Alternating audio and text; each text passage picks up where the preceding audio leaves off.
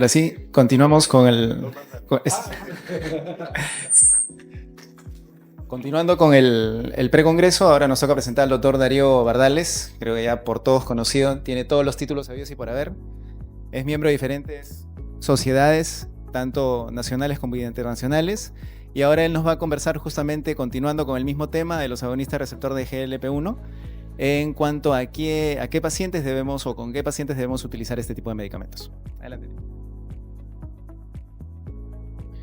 Hace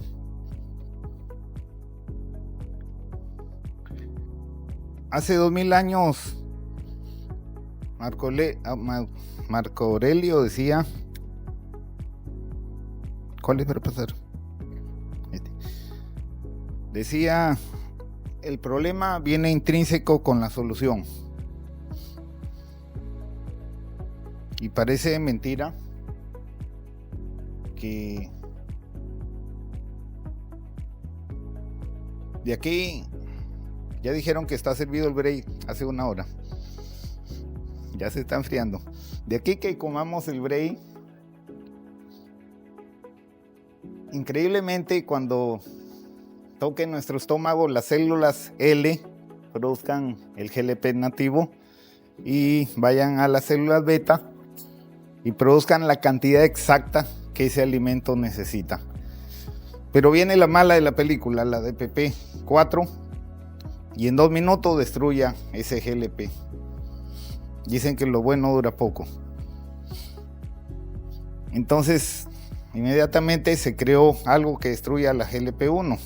Están los medicamentos como los agonistas del receptor GLP-1 o moléculas que destruyan los DPP-4.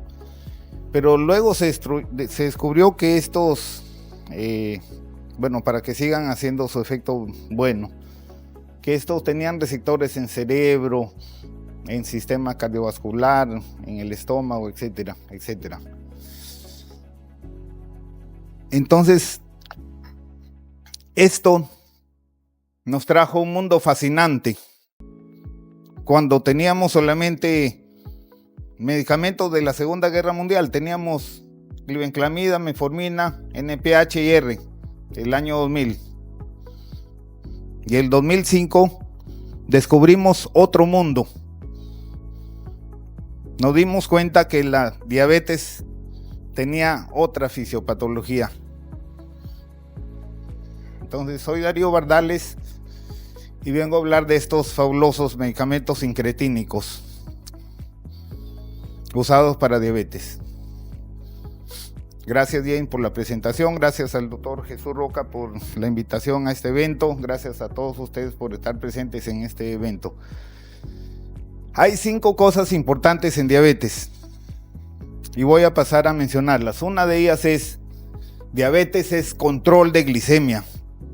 No se equivoquen. Tenemos que controlar glicemia. Y miren cuánto controlan glicemia estos medicamentos. Son uno de los más eficaces controlando glicemia. Incluso más que insulina basal. Son potentes controladores de glicemia. También tenemos que ver la salud cardiovascular en el diabético, porque diabetes confiere un riesgo cardiovascular elevado. Ya lo han dicho varios autores, varios expositores. Es la principal causa de muerte de los diabéticos, e incluso en jóvenes diabéticos, enfermedad cerebro-cardiovascular también. Y si le da un evento cardiovascular a un diabético, se va a morir más que uno si no fuera diabético. Y cuando se ha hecho los metaanálisis con estos agonistas de receptor, se ve que disminuyen cualquier causa de mortalidad y muerte cardiovascular, stroke, infarto al miocardio, todo este compuesto en un 24%, y hay algunos de estos que tienen mayor disminución estadísticamente significativa de riesgo cardiovascular: liraglutide, dulaglutide, semaglutide. Hay una complicación que no la teníamos en cuenta en diabetes, que era la insuficiencia cardíaca. Ni siquiera la teníamos en cuenta porque cuando no buscamos lo que no conocemos, pero la fuimos descubriendo con los estudios. Es una complicación que es una de las primeras. También es una de las complicaciones más frecuentes y es una de las más olvidadas por los endocrinólogos, pero es una de las más fatales, la insuficiencia cardíaca. Y esa complicación también, este grupo de fármacos, especialmente la insuficiencia cardíaca de fracción preservada, es disminuida cuando vemos los metaanálisis con estos receptores. Empeoramiento del evento, especialmente la contracción de preservada. Protección renal.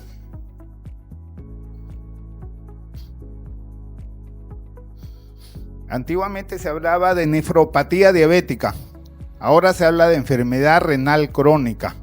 ¿Por qué? Porque en el diabético, especialmente en el diabético tipo 2, que es la mayoría de los que vemos, no solo nuestro diabético tiene diabetes, tiene hipertensión, también tiene una historia familiar, también es obeso, también la edad, también también a veces fuma, es sedentario. Todos esos factores influyen en su nefropatía. Y todos esos ejercen un efecto multiplicador. Entonces se hizo los metaanálisis correspondientes y este grupo de medicamentos disminuye estos eventos renales. Pero el único estudio dedicado a enfermedad renal es el estudio FLOW con semaglutide. Enfermedad hepática se potencia tanto en los diabéticos, el 70-80% tienen enfermedad renal, enfermedad hepática, metabólica, que ahora se le llama, y el 30% a 40% de hígados grasos, que se les llamaba antes, son diabéticos. Pero esto confiere riesgo cardiovascular, confiere riesgo de enfermedad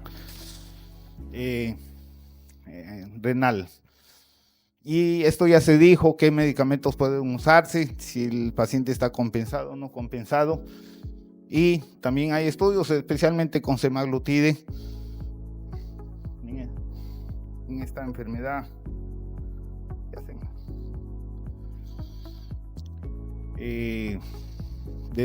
de mejoría de esteatopatitis y de mejoría de fibrosis.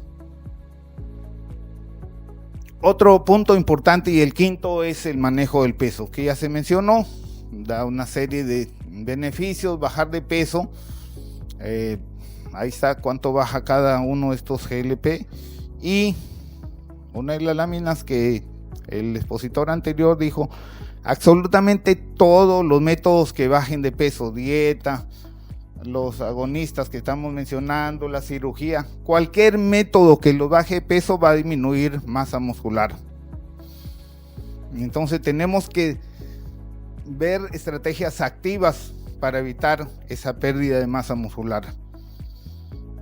Entonces los métodos que más bajen de peso, como este tipo de medicamentos, vamos a tener que tener más cuidado en usarlos, porque podríamos causar más daño que beneficio. Entonces tenemos estos productos que es como una de esas llaves suizas que tienen una serie de receptores en varios puntos terapéuticos, que no solo en los mencionados, sino también podrían tener potenciales efectos a nivel de neuroprotección, a nivel de adicciones, Parkinson, a nivel de inflamación en articulaciones, que están corriendo los estudios. Un gran potencial de estos medicamentos. Pero no todo es bueno en la vida, ni nada es perfecto. Náuseas, diarrea, vómitos, estreñimiento. Se puede usar antieméticos, se puede usar inhibidores de la bomba de protones, se puede usar medicamentos para el estreñimiento, pero hay que fraccionar comidas, hay que evitar medicamentos grasosos, como veníamos conversando ahora con Fran, y hay que esos medicamentos grasosos con grasas buenas irlos introduciendo poco a poco, y estos medicamentos irlos poniendo muy gradualmente. El secreto está en la gradualidad de estos medicamentos. Se va a asustar, va a entrar en pánico el paciente si comienza a tener náuseas. Doctor, me quiere matar usted. Y se va a cambiar de médico. Felizmente, como ya fue mencionado, este tipo de medicamentos tiene un pico y luego va disminuyéndose, como ya se mencionó. Tiene 2-3 semanas y luego va, el efecto adverso negativo va disminuyendo. Hay otros puntos potenciales de daño que no ha sido felizmente comprobado, pero que está en estudio, sigue en estudio. Y el de la retinopatía, que fue un hallazgo especialmente con retinopatía, que se arguye a la potencia de este medicamento en los pacientes que ya tenían retinopatía preexistente, en los que redujeron más hemoglobina glicosilada por los descensos rápidos. Pero igual es un punto en observación. Entonces, estos medicamentos tienen las 5 P's del medicamento bueno. La P de las precauciones que debemos tener. Hasta ahora las únicas precauciones: efectos gastrointestinales, hay que ir despacio. Los plus, cardio, nefro, hepato, protección, disminución de peso. La preferencia del paciente son inyectables, aunque ya salió el oral, pero también tiene sus cosas. El otro P es del precio. No son baratos, son medicamentos caros. La potencia es bastante eficaz y seguro hasta ahora. Los estudios lo dicen, ya tienen más de 10 años y conocemos muy bien sus puntos fisiopatológicos, aunque hay nuevos blancos y receptores en otros puntos. ¿En quién debemos usar para concluir antes de que se enfríe el café? Simplemente veamos la guía SADA. Si tienes alto riesgo, o ya tuviste evento, GLP. Si tienes insuficiencia cardíaca o enfermedad renal, GLP. Si tienes glicemia alta, GLP. Si tienes alto peso, GLP. En todas las indicaciones del ADA están presentes esta familia de medicamentos. Si tienes enfermedad hepática, que fue lo último que agregó el ADA en su guía, también están presentes estos medicamentos. Lo único que tenemos que hacer es salir de la inercia, nada más. Por favor, señores, salgamos de la inercia. Leamos, enterémonos. Yo no he venido a darles información, la información está en el internet y en la inteligencia artificial. Solo he venido a estimularlos para que lean, y ahí están las referencias, y la charla va a ser colgada en la página de la sociedad si se hacen miembros. Así que también los vengo a invitar. Ahí están los GLP, están en todas las indicaciones del ADA. Entonces, la conclusión de esta charla: ¿quiénes deben usar GLP? Todos los pacientes diabéticos. Específicamente, ya son los detalles. Como preguntó el doctor Juan Carlos Serrano, veamos tiempo de enfermedad específicamente, veamos si los ancianos les conviene o no. Ya esos son puntos ya más específicos. Y los invitamos al Cusco, Perú. Muchas gracias por su atención. Y ahora sí, a liberar su GLP y su GIP. Gracias. Agradecemos al doctor Darío. José, adelante por favor para las preguntas. Tenemos todavía espacio para preguntas. Yo sé que algunas todavía están por ser respondidas. Sí, doctor, disculpe. Claro. Doctor, es muy bonita su exposición, muy académica. Como usted dice, doctor Darío, el uso del GLP-1 tiene múltiples beneficios, pero es el costo, ¿no? Entonces, ¿cuándo GLP-1 y cuándo SGLT2? Muy buena pregunta. Mejor si son ambos. En los estudios que se ha logrado sumar, estamos en una era donde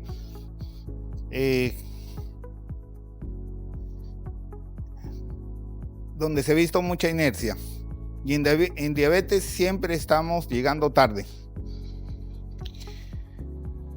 Había una etapa en la diabetes donde hacíamos una situación escalonada. Empezábamos con dieta, perdíamos tiempo, luego empezábamos con subdosis de metformina. Luego de más o menos 2 años empezábamos con ya la dosis óptima de metformina. Luego de 2 años más agregamos un segundo medicamento. Luego de 7 años recién agregamos insulina y así sucesivamente. Luego salió el estudio Verify hace como unos 4 años en un europeo, fue presentado y se vio que la combinación temprana era beneficiosa en diabetes, ¿no? El paradigma actual en muchas enfermedades y complicaciones en diabetes es la combinación temprana. Fue demostrado con firenenona y SGLT2, etc. Tengo una pregunta para ambos. ¿Creen ustedes que en el tiempo, en el futuro, también la presencia de MASH, de enfermedad hepática grasa metabólica, direccionalice el tratamiento con GLP-1? Porque ya ahora se sabe que tenemos alto riesgo cardiovascular, diabético descompensado con alto peso, pero en este caso específico las guías puedan variar. Esa es una pregunta. Y segundo, siempre, como se ha mencionado en todo este grupo de charlas, la presencia de náuseas, disconfort al comer ya por llenura, etcétera, son manifestaciones de que estos fármacos están actuando. Sin embargo, a veces erróneamente decimos, baja la dosis, a la dosis por la cual estaba bien. Entonces, la pregunta es, ¿deberíamos mantener esta dosis? ¿Qué decirle al paciente en este caso? Muchas gracias, doctor. Buenas tardes. Justamente en la guía actual de lo que es el manejo de la enfermedad crónica basada en adiposidad, menciona lo que es la mitigación de este tipo de efectos adversos, ¿no?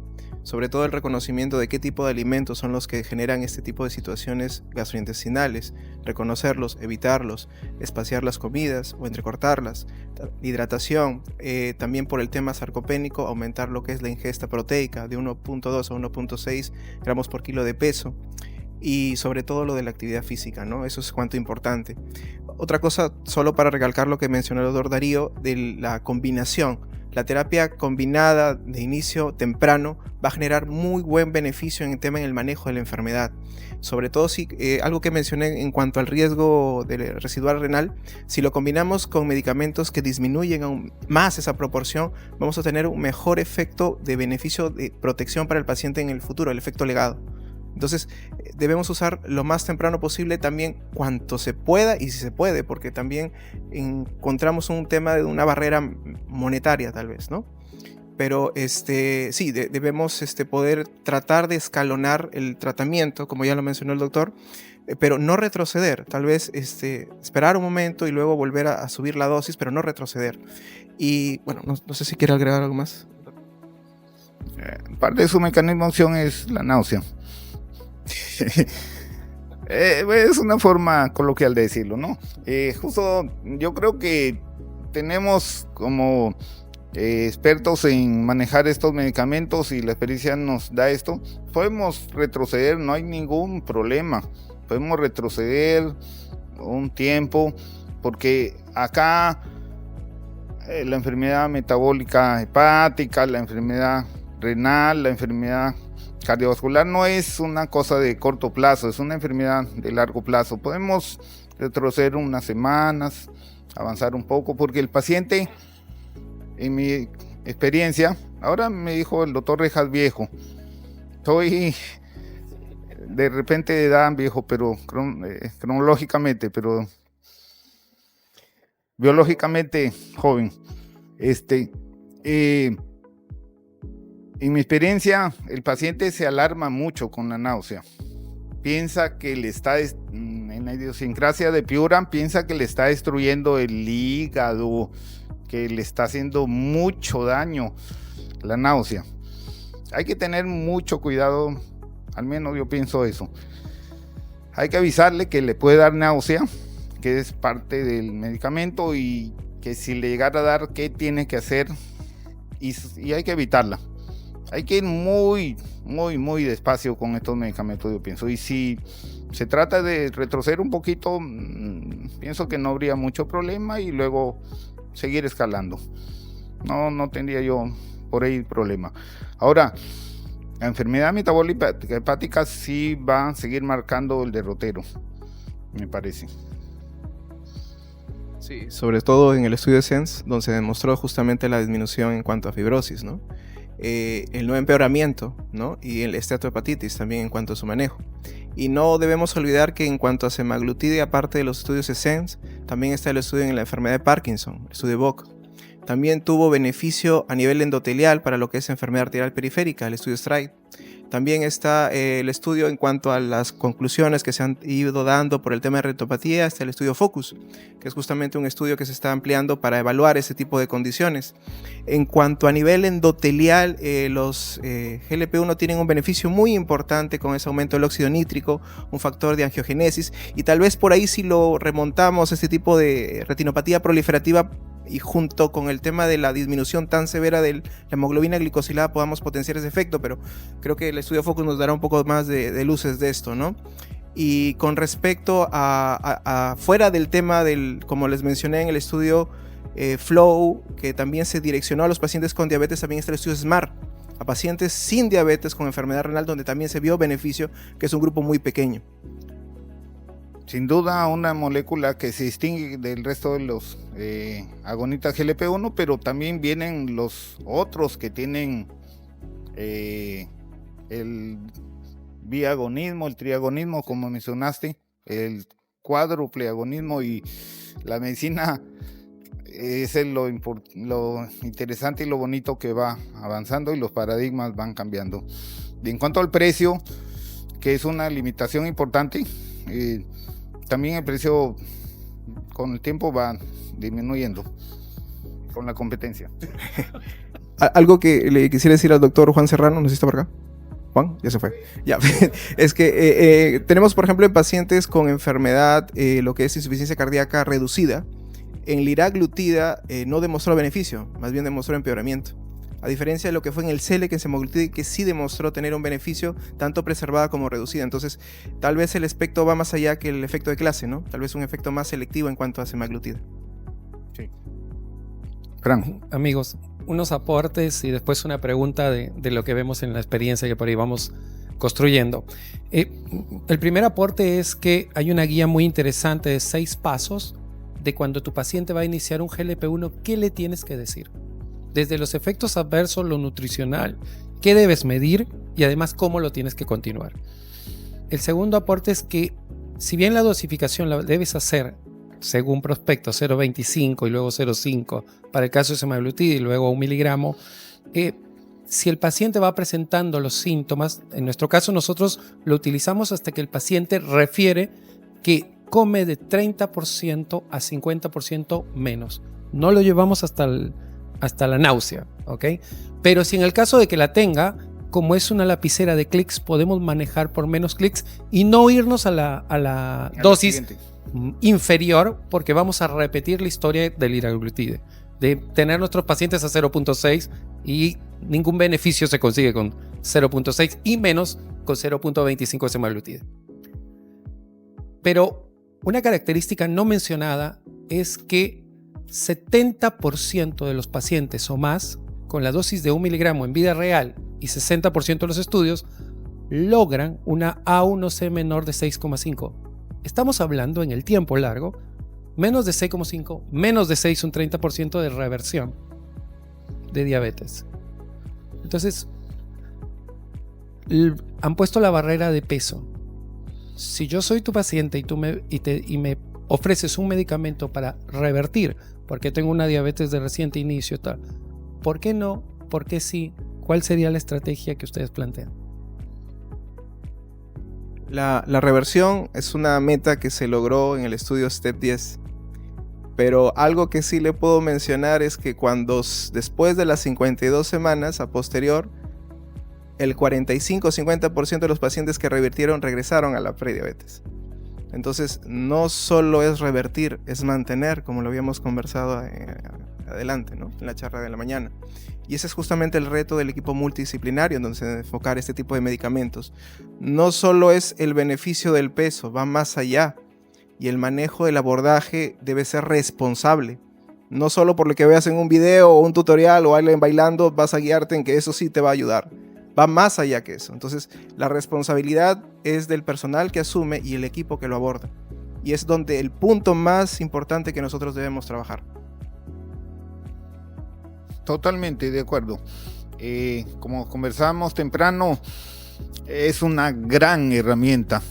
Logramos disminuciones de peso que ya el modelo de estudio antiguo, muy pocos pacientes direct, nos enseñó. Bajando de peso podemos lograr reversión, pero no se trata nomás de bajar de peso, sino si bajamos peso y bajamos masa muscular, probablemente estamos haciendo más mal que bien. Entonces esto tiene que ir acompañado con considerar otros parámetros que antes quizá no los teníamos en consideración. Entonces es una gran herramienta que tenemos que tener en consideración otros parámetros. Muchas gracias por tu aporte, Fran. Hay que tener en cuenta esos clics un poco antes, no solamente... Justo el doctor nos da la última. Gracias. Bueno, yo vengo de Colombia y quería preguntar a ustedes lo siguiente sobre semaglutide. ¿En qué momento en los estudios de fase 3, de pronto que ustedes han revisado, aumentaban las amilasas o lipasas, ¿sí? ¿Y qué importancia clínica tiene esto? Desde el punto de vista práctico, sabemos que la pancreatitis es poco común con los GLP-1, pero no esperar a que le dé pancreatitis. ¿Cuándo medir amilasa y lipasa en los pacientes que están con semaglutide? Por lo menos en Colombia, cuando tenemos algún paciente que tiene disconfort abdominal, que la gran mayoría lo tiene, no sabemos a veces qué hacer. No sé, ustedes en los estudios me refiero, ¿no? Sí. De fase 3, ¿qué nos podrían decir? Gracias, doctor, por su pregunta. Sí, efectivamente, ¿no? Condiciona justamente un aumento de este tipo de tanto de amilasa y lipasa, pero hay que recordar que el diagnóstico es clínico, ¿no? El diagnóstico obviamente es clínico y tal vez si nosotros tenemos en el abordaje de un paciente con ese tipo de sintomatología muy marcada, ahí podamos nosotros medir recién este tipo de exámenes bioquímicos, ¿no? No sé si algo más. Aprobado. Bueno, agradecemos al doctor Silva y al doctor Darles con un fuerte aplauso, por favor. Hemos terminado Gracias, de una gracias. gran manera este precongreso. Hago entre